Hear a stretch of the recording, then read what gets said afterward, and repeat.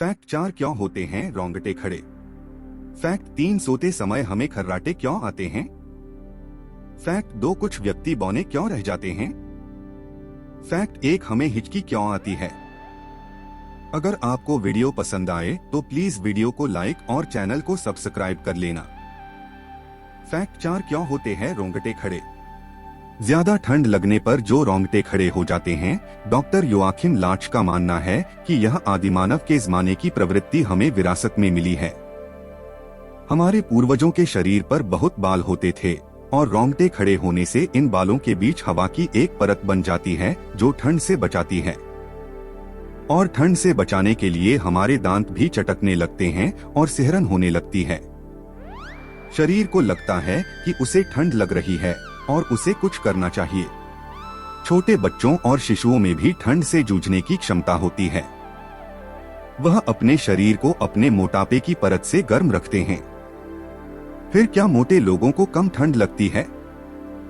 Doctor Joachim लाच का मानना है कि इस बात को साबित नहीं किया गया है, लेकिन इसका यह मतलब नहीं कि मोटे लोग सर्दियों में बिना कपड़ों के घूम सकते हैं। फैक्ट 3 सोते समय हमें खर्राटे क्यों आते हैं।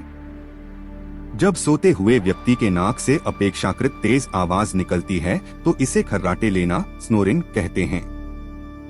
इसे ऑब्स्ट्रक्टिव स्लीप एपनिया कहा जाता है, अर्थात नींद में आपकी सांस में अवरोध उत्पन्न होता है। इसके कारणों में नाक से लेकर श्वास नली तक कोई भी कारण हो सकता है। छोटी गर्दन, मोटापा इसके अन्य कारणों में सम्मिलित है। कुछ लोगों की तो श्वास नींद में पूरी तरह से अवरुद्ध हो जाती है। यह एक गंभीर अवस्था है और लंबे समय में यह आपके हृदय और मस्तिष्क पर बुरा प्रभाव डालती है। इस अवस्था में नींद पूरी नहीं होती और व्यक्ति को दिन में भी थकान लगती रहती है। फैक्ट 2 कुछ व्यक्ति बौने क्यों रह जाते हैं।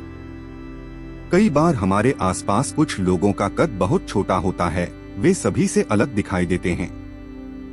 दरअसल मनुष्य के शरीर की लंबाई कई बातों पर निर्भर करती है। सामान्य रूप से मनुष्य की लंबाई वंशानुगत होती है। जिस व्यक्ति के माता पिता नाटे होते हैं उनके बच्चों का कद भी अधिक नहीं बढ़ता। इसके अतिरिक्त नाटे होने का एक और कारण पिट्यूटरी ग्लैंड से हार्मोन्स के सिक्रीशन की कमी भी होती है। कुछ लोग बचपन में बहुत जल्दी बढ़ते हैं, लेकिन आगे चलकर हार्मोन्स के कम सिक्रीशन से उनका कद बढ़ना रुक जाता है। फैक्ट 1 हमें हिचकी क्यों आती है। होता यह है कि डायफ्राम को नियंत्रित करने वाली नाड़ियों में कुछ उत्तेजना होती है, जिसकी वजह से डायफ्राम बार बार सिकुड़ता है और हमारे फेफड़े तेजी से हवा अंदर खींचते हैं। ऐसा जोर जोर से हंसने, तेज मसाले वाला खाना खाने, जल्दी जल्दी खाने या फिर पेट फूलने से हो सकता है।